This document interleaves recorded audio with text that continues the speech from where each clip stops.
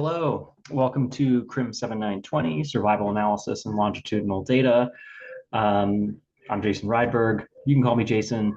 As part of our winter contingency, I am going to go through the substantive matter of this lecture, introducing longitudinal data so that we can all get on the same page here and be prepared to depart on this magical adventure. So I'm going to skip through the front matter here.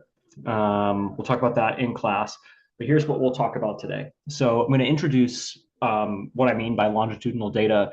We'll talk about the structure of it, the expectations that we can have for variables and outcomes and units, the opportunities that it provides, and simultaneously the challenges that it brings. Then we'll talk about some of the opportunities and challenges of statistical inference using longitudinal data. And this will be kind of our jumping off point as we begin to understand, once we have a longitudinal data structure, how do we, what complications are produced with traditional, cross-sectional statistical tests, and then end with talking through some of the notation that we're going to use for the semester. So the first kind of few weeks here, we'll be talking about panel data. That's where we have repeated observations of the same units. All right, so we have individuals, we might have organizations, countries, or counties, and they're all measured at multiple time points. And when I say multiple time points, I am specifically referring to instances where we have 3 or more observations. It is possible that many of the methods that we'll talk through here can be applied in instances where we have 2 observations, but we are specifically thinking here about longitudinal or panel data as referring to at least 3 observations of our units, right? So we could imagine a research design in which that is our goal. Right. So like if we have the pathways to desistance data set that we'll take a look at a little bit later here, you have this sample of serious adolescent juvenile delinquents who are released from detention centers, and then they are observed 12 times over the next 7 years, for instance. And that's the specific goals, a panel measuring their attitudes and their behaviors and their conditions over that time point. Right. So the design produces panel data, and the panel data is going to have variables for our units that are measured at least 3 different time points. So like I said, we are focused on instances where we have at least 3. So like one of the motivating examples we're going to use for this semester that I'll introduce today has 5 measures, 5 observations for each unit. Lots of these methods, that we'll cover can be used when there are 2 time points. It's a great link here. So Solomon Kurz, who is a data scientist, does a lot of work in Bayesian inference. He has this great blog post, running through regression models for 2 time point non-experimental data, which is really interesting. So, all right, let's talk about through the data structure and set up some of our expectations for how these data work. So let's imagine here that we have 3 different time points. We have 5 units that are measured over 2 variables, right? So the same subjects are measured at each of these time points. So notice, ID1, ID2, ID3, et cetera. Those are the same units that are measured at time 1, at time 2, at time 3. Now, there are 2 ways then to think about, well, how much data do we have, right? We have n units, we have 5 units, and they are each measured at t time points, so 5 time points. And so in total, we have, in this case, 3 time points, we have 15, total observations to work with. But those total observations comprise only 5 unique units who are measured 3 separate times, right? And this will be something that we need to deal with later, right? So we'll use those 2 notations, n and t, to refer to that. So the dependent variable, all right, is observed for each subject I at each time period t. All right, so the dependent variable will have 2 subscripts, it, right, indicating which unit, that it can vary across units, and it can vary across time. Now, in this design, the dependent variable must be measured uniquely for each unit at each time point. it's possible for the predictor variables, so the x side of the equation, to have variables that are only measured once. That is fine, but the dependent variable must be measured at each time point. So YIT is our dependent variable.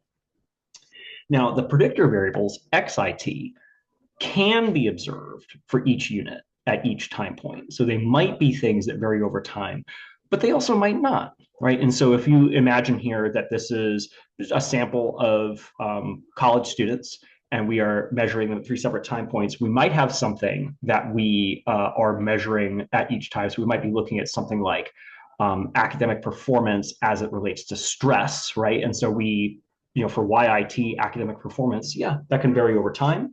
Stress certainly can vary over time, perhaps even more granularly than the different data points that we're using. But if we have something like, so, what is your, depending on how quickly we do the observations, what's your age? They might be the same age at each of those different time points. They might be the same gender at each of those different time points. They will probably be the same race or ethnicity at each of those time points. So some variables can vary and some cannot or may not.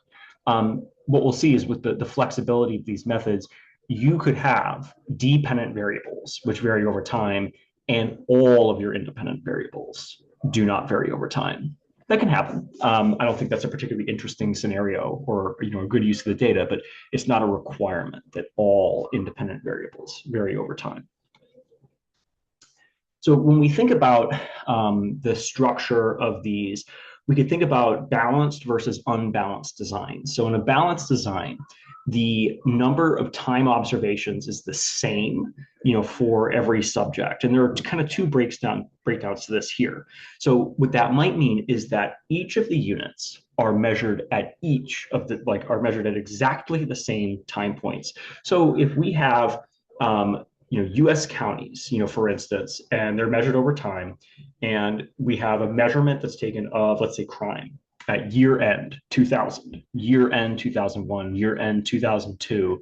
As long as we have complete data for all of those time points, this would be a strongly balanced design because each county, the observation of their time variation is taken at exactly the same places, right? So like time 1 for county 1 is year end 2000, time 1 for county 2 is year end 2000, etc. In a weakly balanced design, we have the same number of time points for each unit, but they might not correspond to the objectively the same time point. So for instance, let's say that we have 7 interviews, that are done with a sample of individuals. The interview for individual 1 is taken at some specific time point, while the first interview for individual 2 is taken at some different time point. For each of them, it's their first interview, right? And then they each have 7. They're just each taken at different time points objectively. That produces a weakly balanced design. There are some statistical tests in which a balanced design, so like a one way to think about it more, overall, is that for every unit, we have the exact same number of measurements, whether it's 2, 3, 4, 5, etc. Every unit will have that many observations. That's a balanced design. And then we could break it down and ask, well, is it strongly balanced or is it weakly balanced? For some statistical tests, a balanced design is a requirement. Like there are some classical statistical tests which treat, let's say that if I had 7 observations for a bunch of people, then 6 for some others, those ones with 6 get dropped, from the analysis. And so like in that classic case, that's like a repeated measures ANOVA, requires a balanced design. In others, like when we think about multi-level models, whether they're frequentist or whether they're Bayesian, a balanced design can be beneficial. Like it can reduce standard errors, it increases efficiency, reduces posterior variability, but it's not a requirement for the model to work or be estimated. And if there is like let's say a strong degree of imbalance, we can always apply some conservative statistical test to it to try to adjust, for some of those assumption violations. But it's just, it's not required. right? So just keep that in mind. Data can be messy. We might end up with people who drop out. So we're going to see this can be one of the issues with longitudinal data. Balanced can be good, but with modern methods, not necessary. All right. So there's lots of different benefits of using panel data. And kind of one of the key lessons that I want students to be able to take away from this class is that when we have longitudinal data, so we have repeated measures of our subjects, in and of itself, that is not a good thing unless you are using appropriate methods to take advantage of that. It can end up being a bad thing. It can end up being a weakness if you are using methods that are ill-suited for making those adjustments. So first, when we have repeated measures data, these data are more informative. So more observations, more units, they allow for different types of variation to occur and allow that variation to unfold, over time. And so all else being equal, if you have a cross-sectional survey, of 1,000 people, taking that and turning it into a longitudinal survey of the same individuals at 3 different time points will provide more information. It just has to. So second, when we have repeated measures, we're able to identify and measure effects that are not detectable, in different cross sections. So, like here's a classic example. I remember, taking this from my design classes in undergrad. So let's imagine here. I'm going to start off with 2 measures, 2 data points. Let's imagine that we have some experiment, right? So we take a pretest measure at time 1, and then in between time 1 and time 2, so like around the box, some stimulus, some intervention is provided. Then we take a measure, at time 2, of that dependent variable. Now, in this scenario, let's just say that this is something like, I don't know, improving students' confidence in their ability to perform, in a standardized test, for instance. We might look at this with these 2 time points and say, yeah, so if the intervention took place in the middle of that red box, it looks like it improved the student's confidence, to perform. However, just imagine a scenario where now we have more time points. We have 5 time points, and we can measure that dependent variable at all those different spots. The intervention still happens at the same point, so in the middle of that red box. This is the same data. You can see it's 50, at time 3 to 55 at time 4, which is equivalent to the 50 at time 1, 55 at time 2 in this one. But when you look at this on the graph on scenario B, what's the conclusion? Right? The conclusion is that the intervention had no effect because you could see a clear trend already going from time 1 to time 2 when there was no intervention. The nature of change that you see from 3 to 4 is exactly the same. And then the trajectory of that change does not shift after time 5 or after time 4 into time 5. And so, again, just you can imagine many, many other scenarios here where that same time 1, time 2 shift can look totally different depending on what kind of variation you see on either side of it. So more observations, more information.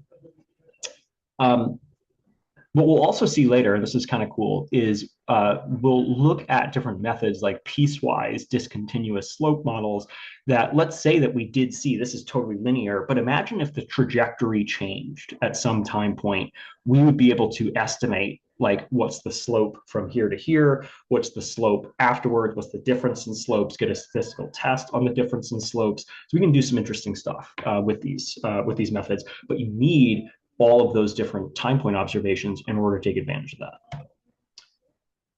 So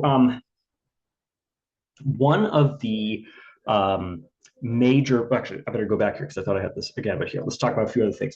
So aggregation bias, so avoiding that. So when we have, repeated measures, we can break out measures over time into multiple different measures. We can use methods that take advantage of that variation, as opposed to taking many measures, from individuals and aggregating them into single time points. So like I remember I consulted on a project with some students in computer science where they had programmed like a robotic arm, students controlling a robotic arm to do many, many different tasks in this kind of sequence. And what they had done originally was each time they were controlling the arm, they did something like 15 tasks. in a sequence, and they had some score, which was like how quickly, they did it. And they showed me the scatter plot, which was here's these like the points, on the y-axis. And what they had done was they took all those tasks and they aggregated them into a single data point as opposed to modeling it longitudinally. And so I pointed out, like, well, I mean, in principle, what you're doing, I think, makes sense. I'm not sure it's justifiable because each of those data points that you're highlighting here, they actually have a confidence interval around them that reflects the uncertainty in each one because you aggregated 15 different points that are all not equal, right? So there's some uncertainty. Your methods are not taking advantage of that uncertainty. You really need some of the tools like we're going to use in this class, multi-level models or fixed effects models to try to take advantage of those things. We can test more complicated behavioral models. So when we think about theories that imply how individuals will vary, over time, that certain things might go up, certain things might go down, certain things will stay the same. We can use, by having panel data, we can provide more rigorous tests of those scenarios that you simply cannot accomplish with a cross-sectional survey, for instance. Again, this kind of relates back to just having more informative data. We can control for individual heterogeneity when we have the same measures from the same people at multiple different time points. We're able to use individuals kind of as their own controls, like compare an individual's behavior at one point to that same individual's behavior at another point. That gives us more information to account for how individuals vary. Individuals have different trajectories of change over time, and we can incorporate that into our models. But the real strong one, like probably one of the keystone benefit of having longitudinal data is our ability to control for unobserved heterogeneity. So let me go back here. There we are. So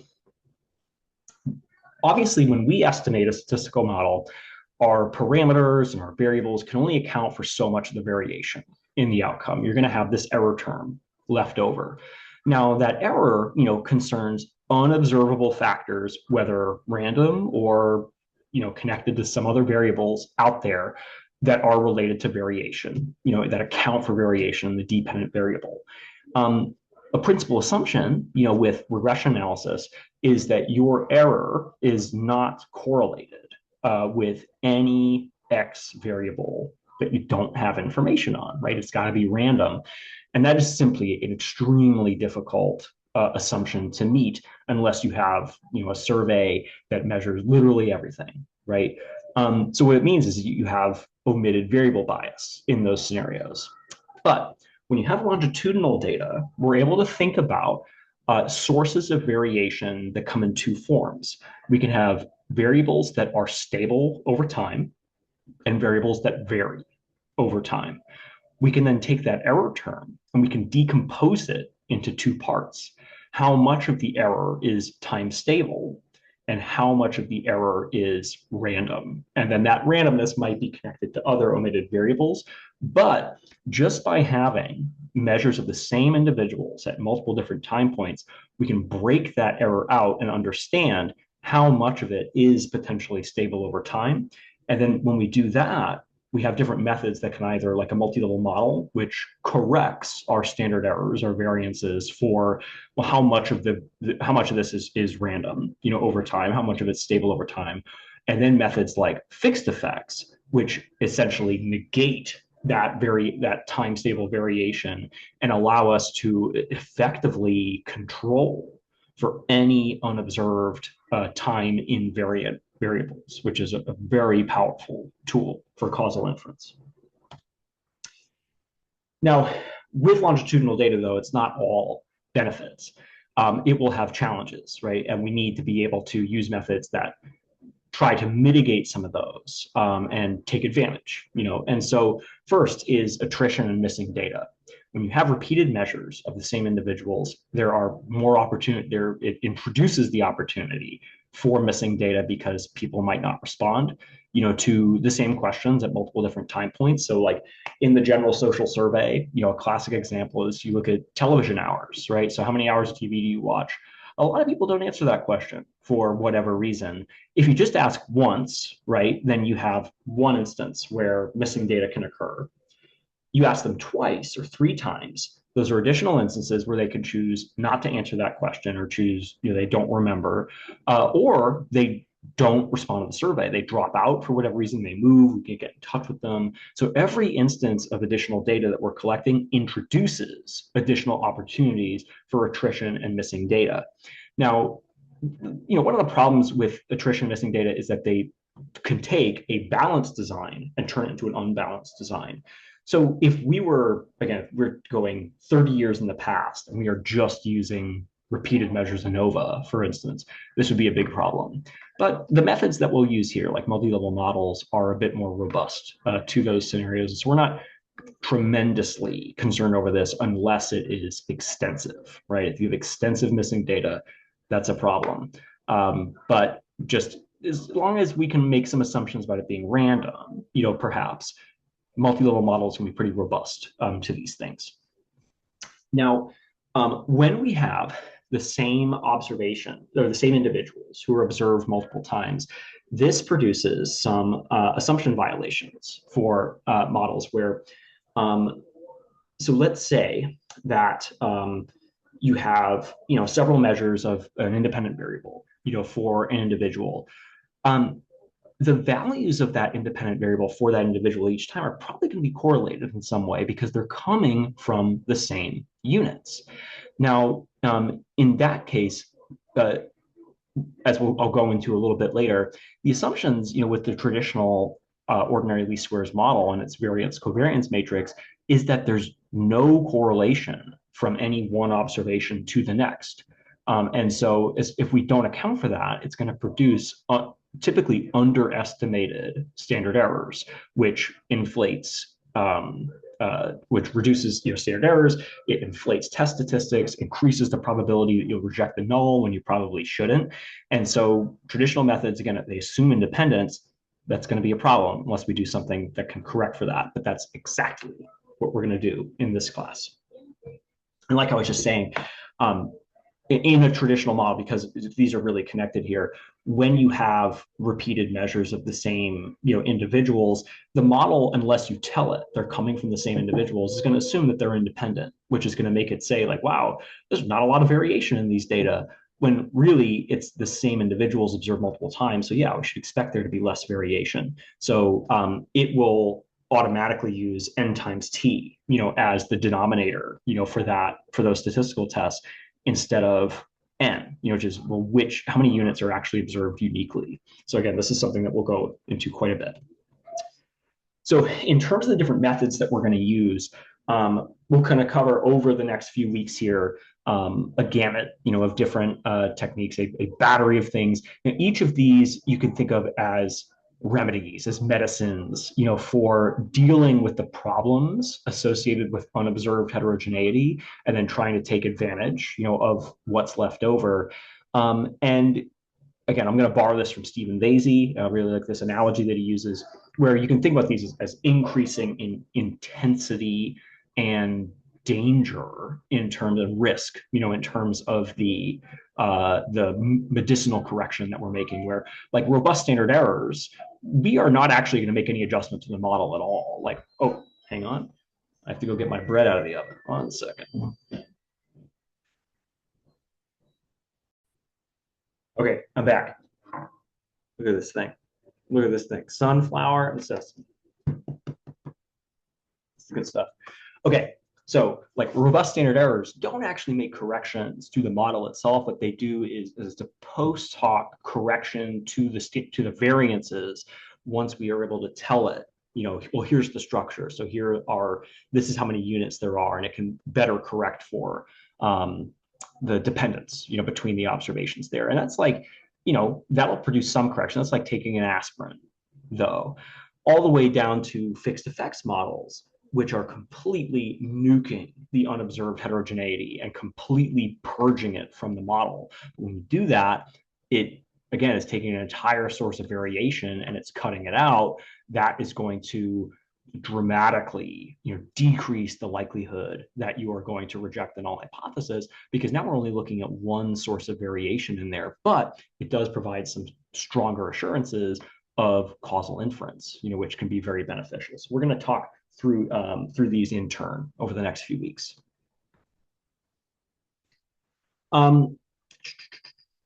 Yep. So when we use these different methods, what they are going to practically enable us to do, right, is get corrected variance estimates. So all of them are going to do that, right? So like a generalized least square is going to help us get corrected variance estimates by applying a structure to the variance covariance matrix, and then we're able to work with essentially what's left over. Multi-level model is going to do something quite similar. In a more powerful sense, it does help us make some distinguishing between selecting factors. So like when we think about the relationship between like conservatism and punitive attitudes, how much of that variation is because as people become like people who are just more likely to be conservative are more likely to have punitive attitudes, and that would be a selection factor. But when somebody goes from being less conservative to more conservative, how much of that variation produces variation in punitive attitudes? That would be more of a causation effect. So these methods help us, particularly fixed effects models, help us decompose those two potential sources of effects and be able to speak to them, which otherwise you would not be able to do, in a cross-sectional data or with a traditional statistical test applied to longitudinal observations. So again, part of the way that this is done is that we're going to take the total variance in the residuals and be able to decompose it into two different parts. And that might sound kind of exotic, but it's really quite similar to when you think about an ANOVA, right? So an ANOVA is decomposing, well, we have this total variation. How much of it is occurring between different groups? How much of it is occurring within certain groups? We can make those, we have tests, ways of calculating those two values. We can think about that in the same way here. How much of the variance is something that is attributable to time-stable things that vary only from unit to unit versus within unit variation over time. So we can decompose to those two things. And then our tests are going to do different things with that. Multi-level model will provide a correction, to the variance estimates, allow for different parameters to vary over time, while a fixed effects model will just take that time stable part and just completely purge it from the model. Now, the way that you see these methods used is again, not all, when you have panel data, you might have different focuses and you use techniques that allow you to make the most of that. So like, I like this kind of comparison here where in the study on the left, Christopher Wildeman is a demographer, does a lot of work with justice-related topics. He's looking at the association between incarceration rates and population health indices. Now, in this one, he has repeated measures. He's got probably 20 years of observations for about 20 different countries. And in that model, he has all of these longitudinal observations. What he's really interested in is this selection versus causation sort of thing. And so he is going to he's going to take advantage of the repeated measure structure to be able to get down to that within country variation. As incarceration varies, what is the corresponding effect on health? Well, in the study on the right, Pyruz and colleagues, using data from the Pathways to Desistance, have all these youths who were measured at multiple different time points. And what they're interested in doing is being able to decompose the total variance into how much is time stable, how much is time varying, and then use multi-level models with varying slopes to be able to describe whether the effect of certain variables like gang membership vary over time, for individuals. How much variation is there? Now, another way to kind of break this down is that in the Wildeman study on the left, they're really interested in the association between X and Y. time is a inconvenience that they then are like able to correct for. While in the study on the right, which is more of like a growth curve kind of analysis, time is a central feature, to that. They're interested in how certain things unfold over time. And so you might have, different objectives when it comes to longitudinal measures. Not every single research question that you tackle with longitudinal data will be about change over time. It might be like at the study on the left, how do I take advantage of the fact that I have repeated measures? So next week and the week after that, we're going to be focused on different regression models for panel data. Where we are primarily interested in association. So it's kind of like the study on the left there. We're going to control for time. While in the weeks following that, we're going to do growth curve modeling, where the interest is going to be in modeling the relationship, like how the dependent variable varies over time, and maybe how certain individual, independent variables interact with that. But that's what we'll do with those methods. So again, different focuses for time. Time is something to be taken advantage of and controlled for versus time as a feature of the research question. So for panel data, our motivating example is going to come from the National Longitudinal Survey of Youth. So here we've got 322 kids, ages 4 to 6, who were measured 5 times between 1988 and 1996. Our dependent variable is an interval measure. It is the behavioral problem index. It's essentially a score reflecting problematic internalizing and externalizing behaviors. Higher values mean more behavioral problems on this index. And then we have 2 independent variables which vary over time. We have essentially a pro-social home environment. So higher scores indicate a more emotionally supportive, more cognitively stimulating home environment.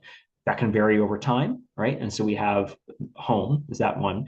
And then poverty status, which is a binary measure, which indicates whether or not the family was below the poverty line for median income. That can vary over time. Not as much as you might think, certainly not as much as the behavioral problem index or the home environment, but theoretically, it can vary over time. And then we have several measures that do not vary over time. Like, so we have gender measured and indicating male as 1, female as 0, or else, being 0, race, ethnicity, the age of the child, the mother's age when the child was born. So obviously that can't vary over time. It is what it is. And then the birth order. So whether or not they were the first child in the family. So we take a look at these data, the way that they're originally structured. For many longitudinal data sets, they're originally going to be put, you can find them in 1 or 2 forms, and many will originally be in what's called wide format, where we have 322 kids. So in a wide format, we have 322 rows of data. And you can see the different measures for behavioral problem index are measured in different columns. So BPI 88 all the way up to BPI 96. Same with home environment, that keeps going. And then other variables are measured only once, right? So taking a look at this, there's a few things that we can kind of learn here. Is first, what I did was I did take all of the different behavioral problem index measures, and I take a look at the correlation from time point to time point, right? So like this is the correlation time point 1 to time point 2, right? And then time point 1 to time point 3. You could take a look at this, and we can look at the structure of this correlation. You might think, pause the video and see if you can discern any kind of pattern, that you see here. Take a sip of my coffee while you do that.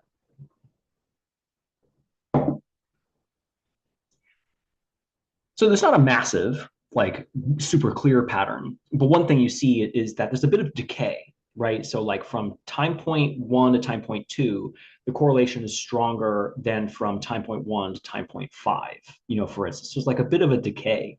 Well, I mean, one issue, as we're going to get into here, is that with any regression model that's applied to these data, it's going to assume as a baseline, for those standard errors to be correct, that you run OLS regression, let's see the results. The standard errors assume that all of these correlations are zero. These don't look like zero to me. So let's see what we can do about that. Now, in order to analyze this type of data with a regression model, though, we need to convert it into long form, right? So again, 322 rows of individuals, different measures are in the columns, that's wide. What we want is each row is a unit measured at a specific time point, right? So this is called long form or stacked form data. And there's really two ways to do this in R that I like. So one is to use the data table library, and it has a function called melt, where what we do is we take our data set, we convert it to a data table. All right. So we just tell it, essentially, we're just kind of changing the class of it. So it'll work with these methods. And then what we're doing is using this melt function to say, all right, look for every variable that starts with BPI, home, poverty. These are time varying variables. It then knows, okay, well, what the way that each of those things vary. So if we have like 5 different measures of BPI, what should we call the secondary way that they're measured? We'll call that time because that's what's being captured. And then it says, well, what should we then convert the names of these resulting measures to? So we have a unique column for each of these. We'll just call them BPI, home, and POV. And then it assumes everything else is non-time varying. And then we arrange it so that we have, every row is unit, 1, 1, 1, 1, 1, 1, time point 1, 2, 3, 4, 5, and then the different measures, right? The way that I typically like, sometimes this can be intuitive. You have all these templates, like these script templates will be part of the class. You have these available. You kind of use these to work with your data.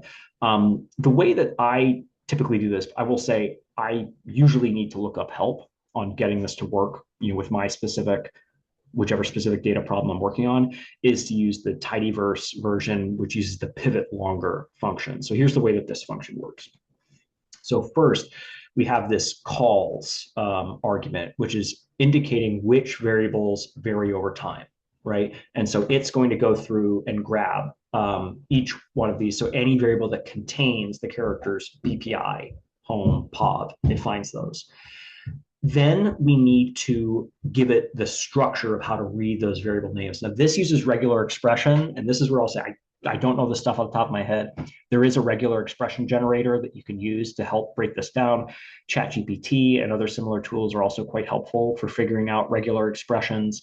So what we do is we have to tell it, how do you read this? So it sees the variable BPI88. And so the first part is we tell it, all right, there are some characters, right? Then it breaks it down to say there are 2 more characters and then the string ends. So what this then does with the names 2 is we then tell it, so take the first part, and that will be just like dot value means if the first part is BPI, that's the name of this variable is BPI. The second part of it, that's the time observation, right? And so those next 2 characters that pop out, we're going to call those time, right? And so this is what we get, as a result. So here, again, you see the same unit. So unit 1, and then all 5 of its time points. And then we have its BPI measure varying over time, right? We have its home environment varying over time. And then poverty, it doesn't look like it varies over time. It can, right? Just for a lot of youth, if they start not in poverty, they will end not in poverty, and vice versa, right? And then other variables simply do not vary over time. Their mom, can't get any younger, after having them, right? So the mom age is always going to be the same value. But you can see, like, for unit 1, they have pretty low behavioral problem indexes. For unit 2, low, but then jumping to high. And then, unit 3, kind of same, quite low, relatively mid behavioral problem index or home environment scores. So again, there's lots of different sources of variation, and we're going to use methods that allow us to break these down in interesting ways.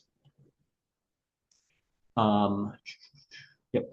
So here's a linear regression model. We use the LM function. We're looking at behavioral problem index as a function of home environment, poverty, gender, race, ethnicity, mom age, first child. And then we are going to get into this. You'll see how this works starting next week. Just for right now, factor time. All right. So we're having a unique parameter estimated for each time point, right? And we're going to talk about how that handles things, what that does. this might be a good place if you want to think about how well you can interpret, what's going on here. Pause the video, try to interpret some of these. Again, I do assume some familiarity with regression analysis going into this, so this would be a good time to get back to practice. Pause the video, see what you can do. I'll talk about it when you come back. Right, so like what we initially see here is essentially, as the pro-social home environment increases by 1 unit, the mean behavioral problem index decreases, right? We see that this is statistically significant. Take the coefficient, divide by the standard error, we get this t statistic.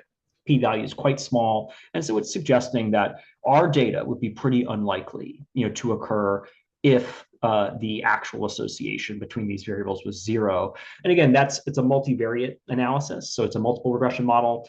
For somebody whose home environment score differs by 1, but they have the same poverty status, same gender, same race, ethnicity, same time point, et cetera, et cetera, et cetera. Poverty, we see that those who are in poverty, but with the same home environment, same gender, same race, et cetera, somebody who's in poverty has a higher behavioral problem index than somebody who's not.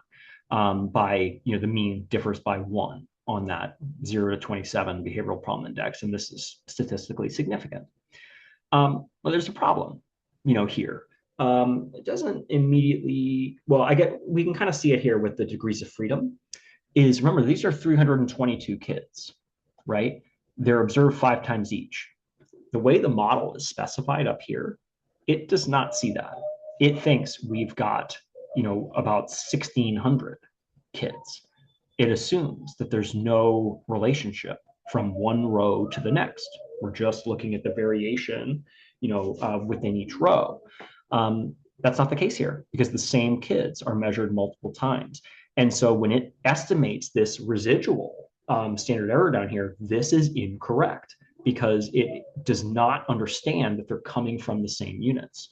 So when that happens, we end up with the coefficients typically are going to be unbiased, for the most part, but they're not really saying, like, again, when the home environment varies by 1, well, there's 2 ways for that to happen. We can compare one kid to another whose home environment differs by 1, or we're also comparing the same kid from when their home environment was 1 lower to when it's 1 higher. This model does not distinguish between those 2 sources of variation. We need to be able to tell it that that's the structure, and then it can do that, right? But right now it's not doing it. So what it's doing is it's underestimating these standard errors and producing t statistics that are too high and p-values that are too low, right? So that's a problem. The methods that we're going to look at are going to help us take advantage of the data structure to be able to make these corrections and get more valid, more informational inferences. Right? So then when we study growth curve models, this is another kind of instance looking at longitudinal data. Our motivating example is going to be from the Pathways to Desistance. You got 1,300 adolescents age 14 to 18 from different detention facilities. They're measured up to 7 times. And so our research question is, how does psychosocial maturity develop over time? Like, we should expect it hopefully to go up, probably. But when we have this type of data structure, so traditional methods have a bit of an issue trying to work through, well, how do I deal with these multiple observations over time? So like, let's take a look, right? So first, here's our distribution of the psychosocial maturity scale. You see it's a fairly normal distribution. And we can see that over time, it appears that psychosocial maturity is increasing, right? There's a lot of overlap in the variation, but it does appear that median is going up in some capacity, right? So how do we estimate a regression model that captures this? So first, this is an unadjusted, what we'll call a spaghetti plot. So this is every single data point. Each unit has their own regression line. These are all individual trajectories. So, okay, well, what we want is a regression model that's going to look at the mean variation over time, right? So how do we then kind of extract the information that we want from this, which tells us, well, what does psychosocial maturity do over time? Does it increase? How much does it increase by? Is that increase really distinguishable from 0? So if you just estimate a a simple regression model on this, we end up with an intercept. We end up with a slope. It appears to say that the psychosocial maturity score increases by about 1.2 time over time, for each wave, right? But when we do that, we are ignoring the fact that each of these different observations is coming from the same units, right? So it's ignoring that structure. And that line, just that one line, doesn't really appear to capture heterogeneity in it. Like, yes, this is the average increase, but to what extent does that really describe the sample and kind of the individual variation we see in the sample? Does everybody increase like this? So let's just take that regression line, right? And let's apply it to, I just took 6 randomly selected units kind of from the beginning of the data set. And you can see in some cases, like, okay, yeah, no, in general, the pattern, I mean, it kind of fits here, but it appears to go up and it decreases, then it goes up again. For this unit, it goes up and then it goes up and it decreases. All right, so maybe that's not a great fit. Here, it's increasing, but the intercept is way off. Here, it kind of increasing, then it's decreased. It's not capturing that. Intercept is way off. Here, there's only 2 data points to work with, but again, this is unbalanced design, but that's the slope applied to those data. And this is really like a one size fits none sort of situation. How do we estimate a model that incorporates all these individual differences in growth?